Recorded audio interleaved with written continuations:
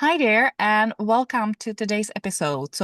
Today is just me and Natalie, and it's a conversation that's been playing on in my mind for a while. And earlier this year, we told you we want to be sharing a little bit more of our lives and tell you a little bit more of our journeys. And this has been something that I've been thinking about quite a lot recently. So I was telling Natalie, like, maybe we should talk about this. So, what is this? It is relationships, it is the possible lack of relationships, and it's the children or not children. So, I've always been very clear and very open about the fact I've never wanted children. Very early on in my life, I think I was 14, 15 when one of my first friends got pregnant and was like, okay, I'm keeping it. I was like, bloody hell. And I was like, I don't want kids. I would not keep that baby. And since then, people were always like, once you find a partner, once you get older, once the clock has started ticking, and obviously I'm now 35 and very clear that I don't want kids. And for a while, I was like, maybe I want to adopt, but very clear I was on the fact that I don't want anything to be doing in my body. I very was not impressed with the whole idea of pregnancy and birth. Not for me. No, thank you. I love all sorts of experiences in life, not this one. But one thing that has only became, I think I settled in with it a little bit more only recently, it's the acknowledgement that if I never find a partner in for my life, because I've had a couple of relationships here and there, nothing really too stand up-ish, nothing that would really be leading clearly towards marriage and anything sustainable, nothing longer than like 3 years. And since I've been on the road, I've been single and I've been questioning how to date or if to date. And only recently I started realizing and acknowledging and being at ease and being surprised by how at ease I am with accepting that out. If I never find a partner, if I will do the rest of my life single, I'm okay with that. I'm okay. I'm not gonna have a life that is less than. I'm not seeing my life as less worthy. And I think what helped is there is one YouTuber, traveler, influencer. She's been on a kind of similar journey, similar age. And I think hearing her say something similar gave me the courage to look into my soul and inside and be like, you know what? Thank you for saying it out loud. I appreciate the fact that there's finally someone out there that I know and follow that would say it's okay to be single and it's okay to do life alone and you're not less worthy than. So that's the topic I wanted to bring in. Obviously, Natalie, I know that you are married and you have been married before, and you also don't have children. I wanted to see a little bit of your perspective on how these things have evolved in your life. When did you realize maybe that, children are not for you? Was it by choice, by accident? How your relationships have evolved from, how come that this marriage ended up being the one? And you still seem to be quite happy in there. You've moved countries together, you moved continents together. So I would love to then see a little bit of I think, shared your story and your evolution with, yeah, the relationships and the family situation behind it as well. Yeah, this is such a big topic because as you and I both know, it's especially as women, it's the minute you sort of hit your 20s, when you're getting married, when you're going to have children. And if you don't get married and you don't have children, what's wrong with you? And this is something that I've faced quite a bit because when I was a teenager, I didn't want children. I mean, what teenagers do, really. And I got married in my early 20s to my first husband, and it was very much, we weren't looking to have children. We weren't thinking about it. It wasn't something that was on the radar. But when I hit my sort of 30s, I think that clock started to go ding, ding, ding, ding, ding. And I did want children. And my ex-husband didn't want children. It wasn't the thing that caused us to get divorced, but it was one of quite a few things. So we didn't separate because of that, because I wasn't that firm in it. And I did believe that maybe over time we could have worked something out with that. So that wasn't the reason we got divorced, but it did happen to be one of them. And then sort of in my mid-30s, the biological clock was ticking very much, and I was getting all these looks from people is, what's wrong with you? Why don't you have kids? Why don't you have kids? I don't have children, but it's not out of choice. Is I had four very bad miscarriages. So this is after the fourth one, I had to then make a decision. Was I going to keep trying, or was I going to just that's it? Because the fourth one really sort of had a massive impact. It took me a good couple of years to recover from that, not only physically but mentally as well. And I just thought this isn't going to happen. I don't think children are in my destiny at the moment. So by that time, I was now with my now husband or second husband, and we had a long conversation, and he did say it was my choice because it's my body, and it I was very much impacted by it. And the one thing that helped me is my husband has kids. So it wasn't like I was depriving him of the choice of having children. He has kids, he's even has grandkids. So I felt that this was a decision I could make without a massive amount of guilt is because I can't have children, Naheed will lose out. And it took me a long time to come to terms with the idea of not having children. Because when I would say that I don't have children, and especially the weird thing is, sometimes women can be really mean. You know, we always say you got to stand together and support each other. And when I was going through this whole process, and I would, you go to network meetings, you're building a business. Oh, do you have kids? No. What's wrong with you? That's like such a common question. And it's like, nothing wrong with me. I just don't have children. And then I would very often get the look. There's a look that women give you. And then there's the tutting. And then even, well, you have to have kids to contribute to society. And it's like, hang on a minute. No, I don't need to have kids to contribute to society. And that used to hurt a lot because it was in that time I was recovering from having a miscarriage.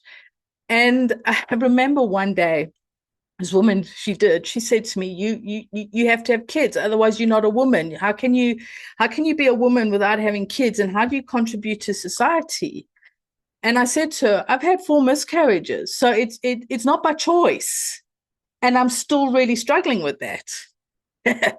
One of the best conversation killers is, I've had a miscarriage. Zip. And that was it. But then when you talk to people about it, then all of a sudden you are like a plague. People don't want to talk about it. People are not open about it. So I spent quite a long time being ashamed of having gone through all that. And then I just thought, no, 50% of pregnancies end up in a miscarriage. So it's not like I'm a freak. It's very common. And I then just decided, if somebody says to me, do you have children? I would literally no, because I've had four miscarriages. And I think because I started to open up about it, people or women would start to say, oh yes, I've been through it, or my sister's been through it, or a friend has been through it. And even men would say, yes, me and my wife have gone. And by me embracing it or acknowledging it and sharing it, I started to feel less ashamed because it was other people also have it. Now, I'd read all the statistics and I knew that 50% of pregnancies, actually, I think it's even more now, but I still felt that shame, that guilt, that what's wrong with me. So it took me about 10 years to really deal with this, to really not feel that shame, that guilt, and just that pressure. But also there's that grieving process. There's the sadness. I for a long time couldn't be with people who had young kids. I just couldn't deal with it. But a lot of, therapy and self-work has helped me to really learn to think, okay, this has not happened. We did look into adoption, and I'm telling you something, my experience is that's one of the worst things you can do is try and do adoption, especially in the UK. They were so nasty and so mean that I just thought, that's it. Nope, I'm not putting myself through that. And then with, starting my own business, building that up, doing a lot of things that I did, I realized that a lot of my life choices I wouldn't have been able to do if we had kids. Life would have been very different. But it wasn't a smooth journey. It was very bumpy, very roller coasting, and just very painful. But I'm now in a place where if somebody says to me, "What's wrong with you?" It's like, nothing is wrong with me. This is the way life is. And now, having come back to South Africa and looking around, I am wondering, I don't know yet, but it has been on my mind, is adoption back on the cards for me? Because there are a lot of kids and a lot of babies in South Africa or in Africa who do need to find homes. So I'm wondering, and I have left it to the universe to let me know if it's something that's possible. I don't know. So it is very much a question mark. I'm okay either way, because I have realized that for me, bearing children is not possible, and it hasn't been possible. And I had to make the decision to actively choose not to fall pregnant again. So it was a gut wrenching, heart wrenching, uterus wrenching, and everything else wrenching process. And it was a long process. It wasn't a slow journey, but it was a worthwhile journey. I learned a lot from it. And I've realized that, and we've had guests talking about it, we learn a lot from grief. Once we've dealt with the actual shock of grief and the real heartbreak, we learn a lot from grief. And that's what I've taken away, is all those lessons. And one thing that it has shown me is when I know people like yourself who choose not to have kids, I'm I'm okay with that. I know that sounds really weird, doesn't it? But it means that I'm not sitting there going, yeah, but you need to have kids in order to contribute to society. I have a lot of friends who don't have children out of choice. And again, like me, who couldn't have kids. And I think, you know what? We need the families and we need the mothers, but we also do need those who choose not to have, because we don't have kids, whether it's through choice or not, doesn't make us less than. We are still contributing to society. We still can live a life. And this is why I'm really appreciative that we are talking about this, because we come from two very different avenues in a way and perspectives, and landed up in the same place. And I think, and I know, Lenka, you are quite a bit younger than me, and I wish I had that realization when I was your age. But just because we don't have kids, and I know you've also said this, it doesn't make us less than. We are still women, we're still humans, and we still contribute. We just do it in a different way. And there's nothing to say that we can't look after somebody else's kids for an evening or babysit, or you are a kitty cat mummy, so you have a cat who you can then look after, and maybe if you didn't have, if you had kids, maybe you wouldn't have had your cat. So I just think that more and more people are choosing not to have children for a variety of reasons, but it doesn't make us less than. And that's something that is so important because when I've spoken to women in their late 20s, early 30s who say, I choose not to have kids, but it's because they're almost trying to justify to me why. And I'm like, that's okay. You don't have to have kids. No one says we have to have kids in order to have a fulfilled life, in order to contribute, in order to whatever. And I think this is very powerful because a lot of women are choosing not to, and a lot of women have miscarriages and don't necessarily have a choice. So I think this is quite a topical topic in a way, but it's a topic that's in the dark and in the shadows, and it needs to come out more. But I am noticing more and more younger generations, younger women, so late 20s, early 30s, your age, who are starting to say no because I want to experience this, and even not having relationships. I mean, we had Kalinda talking about, not wanting to rely on a relationship and that, and you choosing at the moment to be single. But who knows? Something might happen, but you're not pining for it. You're not looking for it. It's just seeing what comes about. I do like being married. Well, maybe it's because I like my husband. But I think this is a very important topic because it's something we haven't discussed. I know we've talked about it between you and me, but not on here. And we've not had a guest talking about it or anything. So I think it's a good topic. I know, right? But I wanted to first of all say thank you for being vulnerable and opening up and, sharing your journey.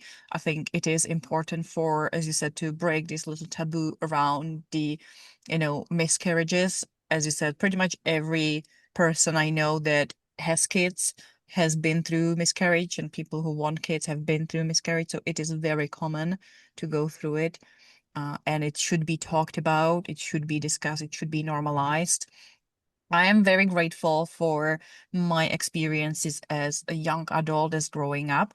The moment I left Czech Republic and left my family, because the pressure was definitely there, and I still remember trying to break it to my family that it's not going to happen, especially as an only child in my family and having lots of cousins of my age who are having kids and who are having lots of kids, and all my aunties being, grandmas and great grandmas, and all the kids, obviously, all the aunties like, well, at least one, so your mom can be grandma. I'm like, I don't want to have kids. Well, we'll just have one. No, I don't want to. But I'm very grateful for when I came over to UK in my early 20s, mid 20s. I was very lucky to find a couple people who were of the age of my mom or of my aunties who were child-free by choice. And along the way, I've met lots of people who unfortunately have been childless without the choice and been through many rounds of IVFs and many heartbreaks as well. But I'm very grateful that my generation is becoming a little less annoying and anal and aggressive and pushy with the children, that we're realizing that having children should be a choice. It shouldn't be a default. It shouldn't be, well, you're of an age, then just go and have children, because it should be, do I really want them? Am I prepared for what's to come with them? How they're going to change my life? And interestingly, I had a conversation with someone the other day, and she said, I wish I didn't want them. I wish I did not have the desire to have them. So if you truly have a desire, and one of my friends very early on in her, he was 15, 16, 17. She was like, I want to be a mom. I really want children. She is now a kindergarten teacher and she loves being surrounded by kids and she's so great with them. Like, of course you're supposed to have kids and of course you want to have kids. But I'm also really happy to see that the conversation around being child-free by choice is becoming a lot more visible, lot more vocal, a lot more accepted. And my response to people, if they start questioning me for why I'm not having children, is like, I live a very eco-conscious life, and the one thing I can do for the planet, the one thing that we as humans do that is the biggest impact on the planet, is having children. They cost the most resources. They're the most demanding thing on the planet. So there are other people. It's not like we're gonna extinct. There are other people procreating. There are other people. And I understand that we could then possibly go into controversial topics of, you know, certain governments and certain people want more of the white procreation and the Christian and Catholic and you know, privileged procreation versus other. And this is not the topic I want to go into, but there is an agenda. We can see the underlying themes of who we're really pushing and questioning for not having children versus who we're not questioning and not pushing to have children. But I'm really grateful that I've never felt too much of a pressure or kind of a feeling less than for this choice. I could very early on feel very confident and, as you said, not have the justification, well, I don't have children because I don't want children. It's like simply I don't want, period. No explanation needed. But it is interesting to talk about the other part, which is the relationships, which is, yeah, the fact that there is more and more women, again, often my age, similar, older, who either have been in relationships, are divorced, are, going through breakup, that are now acknowledging that, maybe having a romantic partner for life, again, it would be nice. Like sometimes, it's nice to do life with someone, but it's not, there isn't this desperation that I'm not going to have a happy, fulfilling, exciting, worthwhile life if I don't find my one and only partner for life right now. And that's why I always say I am open if someone would come across and it would feel right. But I'm also no longer willing to make major compromises because in every single relationship I've been until now, it's always been like bit more of the desperation of like, well, you could kind of do, there are quite a few red flags or issues that I'm really kind of trying to overlook, but it never works. It never works. So now I'm at a point of like, you know what? I have my cat and I'm very happy with my cat. He's my partner in crime and he's my little baby. And yeah, if I don't find a partner for the rest of my life, I will still have a pretty damn awesome life by myself and I will be happy.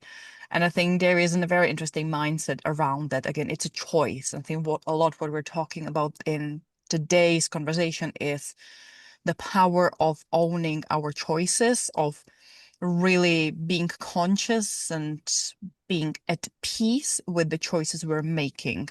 And I know that for you, to a point, your choice have unfortunately been made for you by the circumstances of biology and your experiences, but it is still a choice you can have to look at other alternatives, as you said, experiencing possible adoption and other things, or then channeling the choice into a different way of caring and being nourishing. And yes, we as women and we as humans have this inner carer, we have the inner mother. And again, I think it's interesting, look at the archetypes of, even without having a child, I still have the archetype of mother and I still have the instinct to care and protect and support and nourish. And the fact that I don't have a child doesn't take it away and doesn't mean that I can't express these kind of abilities and urges and desires.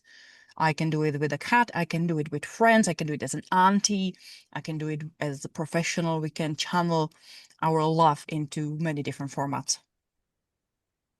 And I think that's so important is just because we don't have children, it doesn't mean that we can't do all that. And you said something earlier is the pressure. And my brother had a son, which took some of the pressure off me. So yes, having siblings sometimes does help. But talking about with relationships, I think that when you don't have children, you have more freedom and more choice in relationships, because if you do have kids and the relationship is not working, it can be very disruptive, financially very, very difficult if you actually separate.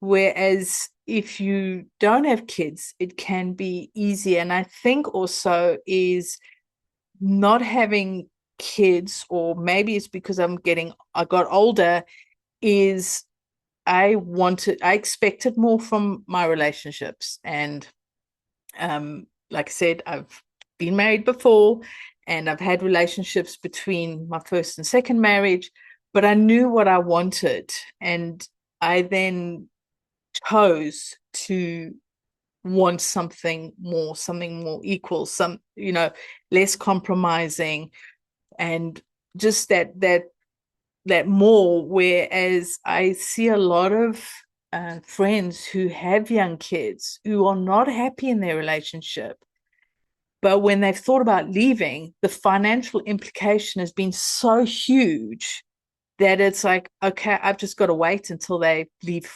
home, until they're old enough to leave school and they can go out and get a job, and then I can leave. So I think sometimes not having kids can actually give more freedom in wanting more from a relationship. And as well is, when you want to leave a relationship, you are leaving their mother or their father. It depends whether you're male or female. But the thing is, I think there's such a bigger impact than when you are childless and in a relationship. And I think you can also expect more. And I do think it's when you going into a relationship and knowing a bit more about what you want, it can be easier to navigate that. And I found that easier in my second marriage than in my first marriage. Older, wiser, learned a few lessons along the way. But I also think that nowadays it is much more free to leave. If we think back to 50 years ago and more than that, women didn't leave a marriage. Women didn't leave because they were ostracized. They were, what's wrong with you? He's so supportive, yeah, but that he's abusive, yeah, that's not discussed. And I think now is with women being much more independent. And I say women, but I know men can sometimes fall into this as well, is to have that courage and have the ability to leave a relationship that is not productive or happy, or doesn't look like it's going anywhere. I mean, whether there's abuse or just violence or nothing in common. I mean, when you're in a marriage where you have absolutely nothing in common, I mean, what is there to strive for? And I think that nowadays we have much more of that. Okay, I'm going to leave. It's not easy and it can be very difficult, but I think the choice to do it, and there is much more of that. And I'm talking about just your general marriages, and I appreciate if you're in a very abusive relationship, it's not that easy. But I'm talking about probably just the general. I'm very much generalizing. And I remember my great aunt or great grandmother was one of the first people in Switzerland, was the first person in Switzerland to get a divorce. And the scandal of that was like, whoa. And I grew up with that story. And my grandmother got divorced, my parents got divorced.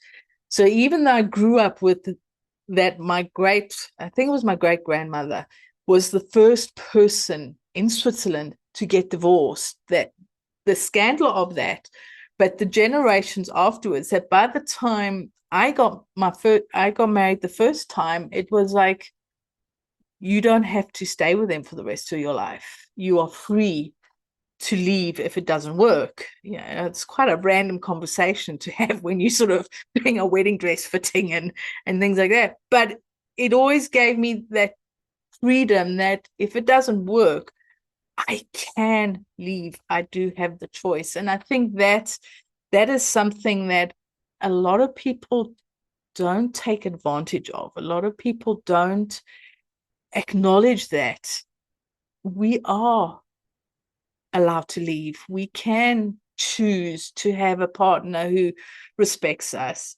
Yes, they might drive us up the wall sometimes, and we might feel like taking a kitchen knife to them sometimes. But how is it overall? Is there that respect? Is there that laughter? Do they have similar or the same values? And I think that's so important, is we don't have to, that's it, married for life, stay with this. And I think that's something that a lot of people do know, but a lot of people also don't do it or acknowledge it. It's like, yeah, I'm stuck in this marriage. This is what I got to do. And I know that there's some religions where you can't leave. And I think that knowing we have choice, and you and I, we often talk about choice. We often talk about we've got choices. We can choose what to do, but we can also choose to do nothing. And I think that's very important, is even though we're not doing anything, it's not because we don't have a choice, it's because we choose not to. And that's very important. And relationships, whether friendships, with work colleagues or marriage or partners, whatever, they can be difficult. But one of the things that I love about my marriage now is there's no way I could have survived in South Africa with my family if I did not have my husband. He's been such a help, such a shoulder to lean on, and a bless him, he gets all the frustrations and everything, and he can handle it because he knows not to take it personal. We've worked on things, and he knows me well enough when I'm just having a rant or when I'm angry with him. He's learned the difference. But this has taken work, but it's also having chosen somebody who has the same values. And I think that's very important, is just because the first one doesn't work doesn't mean you've got to stick with it. It's okay to find something else, because we are worth it. And as John Monk said, we are enough. We are. And I think that's so important, is we've got to value ourselves and then expect our partners to value us as well, as we need to value them. And I think that that's very important. So we do have choices, and we live in a time when we do, and we need to take full advantage of that. Yeah, I think it really shows nicely that, there isn't one way to live life. There isn't one right path to live life. And I think we could talk a lot more about relationships. So we could talk a lot more about, what are the signs of a good relationship or bad, like how to find the right compromise, what is the expectations, like you're expecting too much versus these are my standards and this is the compatibility that I really need. Am I too demanding? Am I, really asking too much? Is it really possible to find a person like that? Versus where do I need to compromise and where do we need to communicate? We could definitely talk so much more about that. But I'm also curious about our listeners. If we have anyone, who has opinions or ideas or stories about these topics that we covered, it might be interesting to have a male talking about children and the choice or the choice being taken away of not having children. I think it was interesting when you shared that, your husband has kids. So then you kind of only had to make the choice for yourself, that it wasn't like you're choosing for the both of you. You're choosing, he already had children and he didn't give you any pressure to have more. So it made the decision slightly easier because you only had to choose for yourself. And I would love to hear this conversation with a man, how it would be their perspective, because obviously they don't have the bodies to deal with it. They always depend on someone else. And how was it for them to either have children or not have children, or be deprived of the opportunity to have them? And the same about relationships. I would be curious to talk to more people who are single by choice or who are in unusual relationships, if it's polyamory, if it's, being multiple relationships. I think it would be a wonderful conversation to have with people about the spectrum and the variety and all the other possibilities out there that are not the traditional, one person married, done. And again, it doesn't even have to be, man and a woman. It could be whoever with whoever, but the more traditional two people unit versus, alternative views on relationships. So thank you, Natalie, so much for this conversation. I've learned a lot about you and I've learned more about us, our relationship. And I'm so grateful that, we had this opportunity to share a little bit of our stories and backgrounds and what makes us us and how we think with our listeners. And thank you to our listeners for being here and listening. And yeah, if you have a story, let us know. And until next time, we'll talk to you soon. Bye. Bye.